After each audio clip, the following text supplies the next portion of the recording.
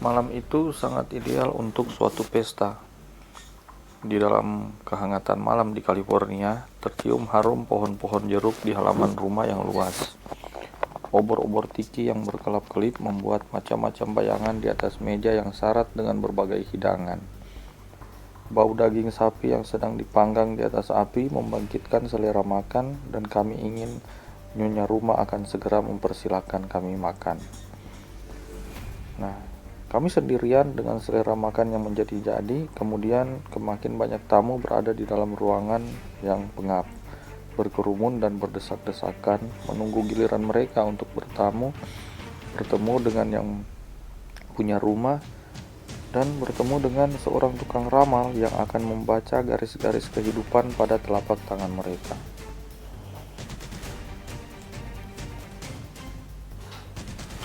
Seorang demi seorang mereka mengulurkan tangan, walaupun mereka tahu bahwa mereka akan mendengar kata-kata manis dan sanjungan kosong, namun mereka tetap berharap ada juga benarnya sedikit mengenai diri mereka sehingga dapat meninggikan mental mereka untuk mengangkat egonya dan dapat diceritakan kepada rekan-rekan di kantor atau kawan-kawan di meja judi.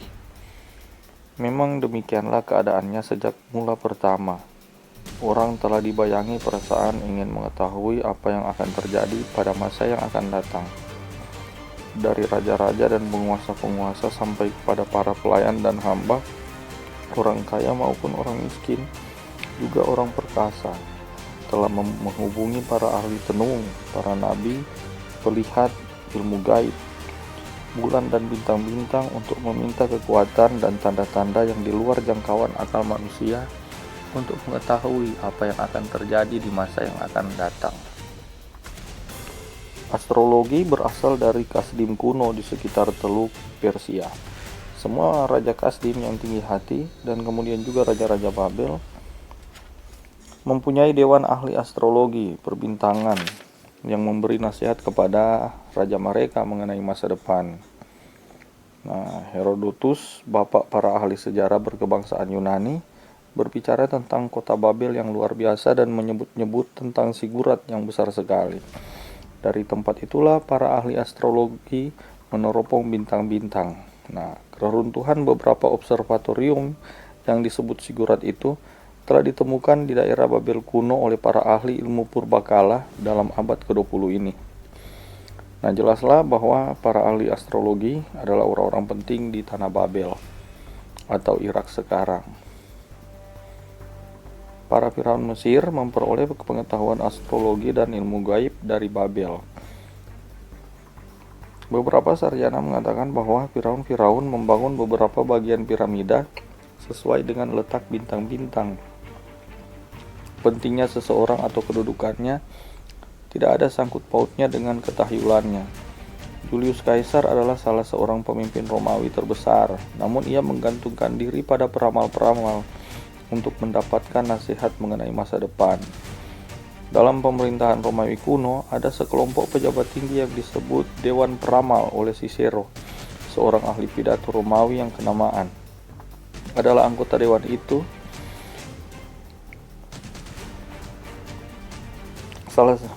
Salah satunya Cicero tersebut.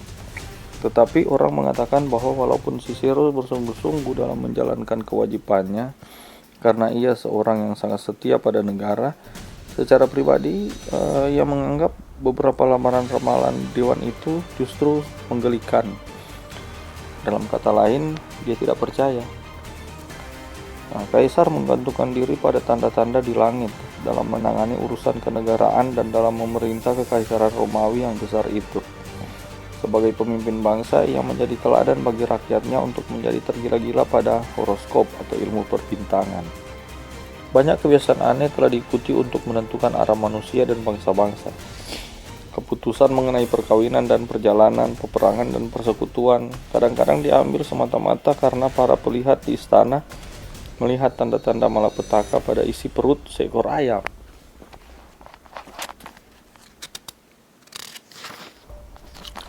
Nah, banyak orang pada masa kini menggali kembali astrologi. Di rak-rak tempat orang menjual surat kabar, muncul begitu banyak pamflet dan buku tentang bintang-bintang. Di media sosial, di berita-berita online, muncul begitu banyak juga horoskop dan ilmu perbintangan yang hendak meramalkan kehidupan orang-orang, termasuk mereka-mereka yang benar-benar menaruh minat untuk mencari tahu apa yang akan terjadi pada diri mereka. Sehingga orang mungkin mengira bahwa ini adalah suatu gejala baru.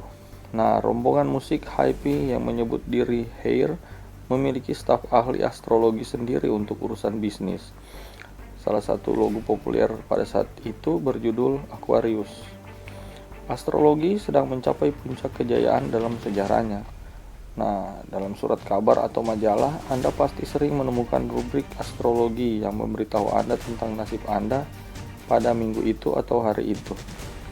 Begitu juga berkembangan di media sosial.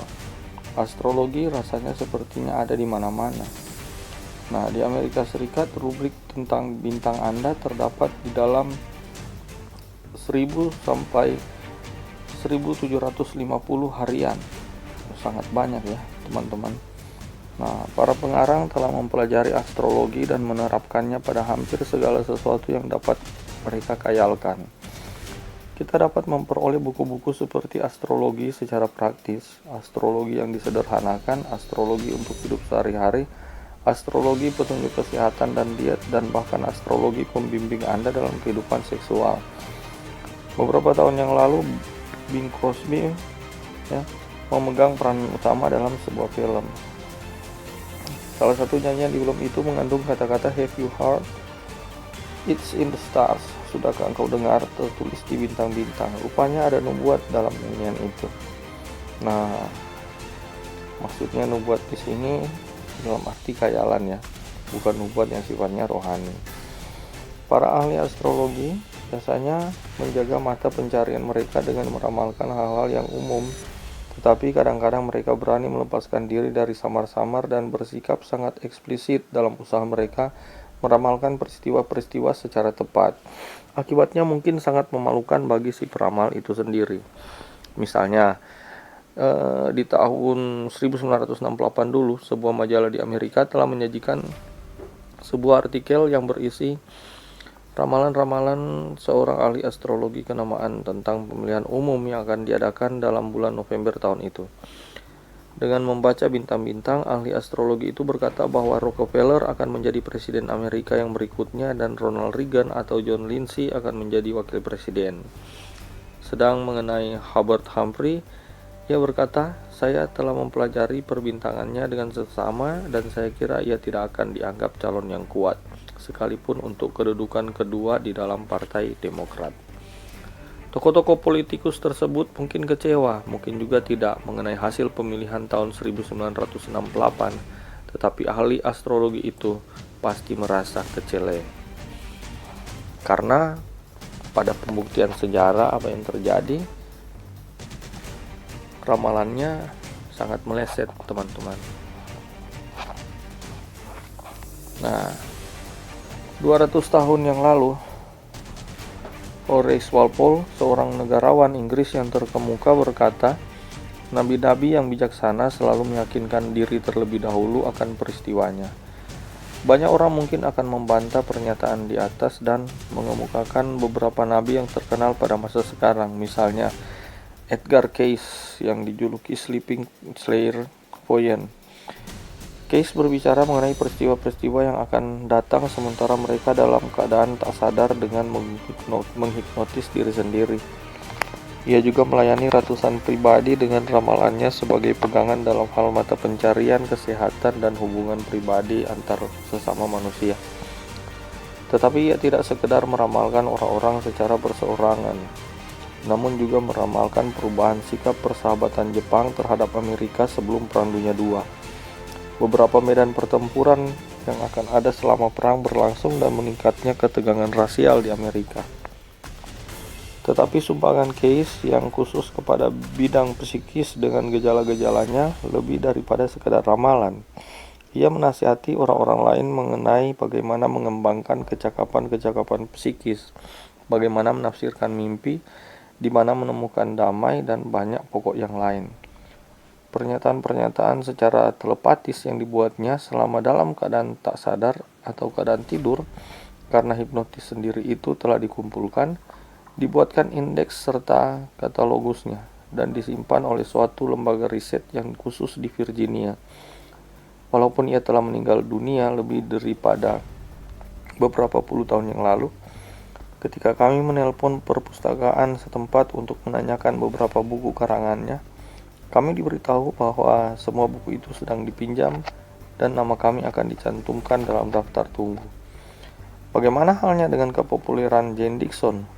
Buku-buku dan artikel-artikelnya laris sekali.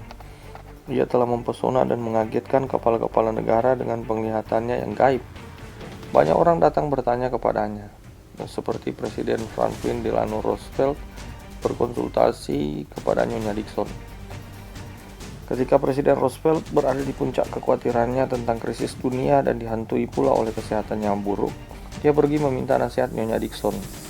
Sama seperti pemimpin-pemimpin bangsa lainnya pada masa lampau, Roosevelt pun mencari tahu tentang masa depan dari seseorang yang memiliki kecakapan gaib dalam meramal. Jane Dixon memberitahu Presiden Roosevelt bahwa pada akhirnya Amerika Serikat akan bersekutu dengan Rusia melawan Republik Rakyat Cina. Tetapi ia memperingatkan Presiden Roosevelt untuk tidak memberikan kepada Rusia apapun yang bukan milik Amerika. Tetapi Presiden rupanya tidak mengindahkan nasihat itu, karena tidak lama setelah itu diadakanlah konferensi Yalta dan Presiden Roosevelt menandatangani persetujuan dengan Rusia untuk memberi Uni Soviet daerah tertentu yang sejak saat itu berada di bawah kekuasaannya. Nyonya Dixon telah membuat ramalan-ramalan yang telah digenapi secara menakjubkan. Ada laporan yang mengatakan bahwa sebelum Presiden Kennedy almarhum pergi ke Dallas, ia diperingatkan oleh Nyonya Dixon bahwa ia akan dibunuh orang di sana.